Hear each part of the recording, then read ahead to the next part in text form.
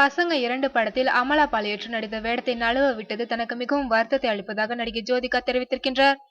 சமீபத்தில் வெளியான பசங்க 2 திரைப்படம் திரையரங்குகளில் வெற்றிகரமாக ஓடிக்கொண்டிருக்கிறது. இப்படத்தின் வெற்றியால் மகிழ்ந்து போன சூர்யா, இயக்குனர் பாண்டிராஜுக்கும் கரையோரம் இசையமைப்பாளர் அருள் கெர்லிக்கும் தங்கச்சங்கிலியை பரிசாக அளித்துள்ளார். மேலும் இப்படத்தில் அமலா பால் ஏற்று நடித்த வேடத்தை பாராட்டி அவர் தொடர்ந்து நடிக்க வேண்டும் என்றும் சூர்யா கேட்டுக்கொண்டுள்ளார். இப்படத்தில் அமலா பால் ஏற்று நடித்த வேடத்திற்கு பல்வேறு தரப்புகளிலிருந்தும் பாராட்டு குவிந்து வருகின்றது.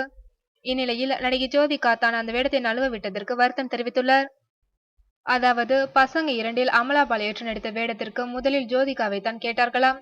ஆனால் அப்போது 36 வயது நிலை படத்தில் ஜோதிகா பிஸியாக நடித்துக் கொண்டிருந்தார். அதனால் இந்த படத்தில் நடிக்க தேதிகள் ஒதுக்கி கொடுப்பது ஜோதிகாவிற்கு சிரமமாக இருக்க நடிக்க முடியாது என்று கூறிவிட்டாராம். இப்போது பசங்க 2 படத்திற்கும் அமலா பால் கதாபாத்திரத்திற்கும் கிடைக்கும் வரவேற்பை பார்த்து இந்த படத்தை நழுவ விட்டு விட்டேனே என்று வருத்தப்பட்டு கொண்டிருக்கிறாராம் ஜோதிகா.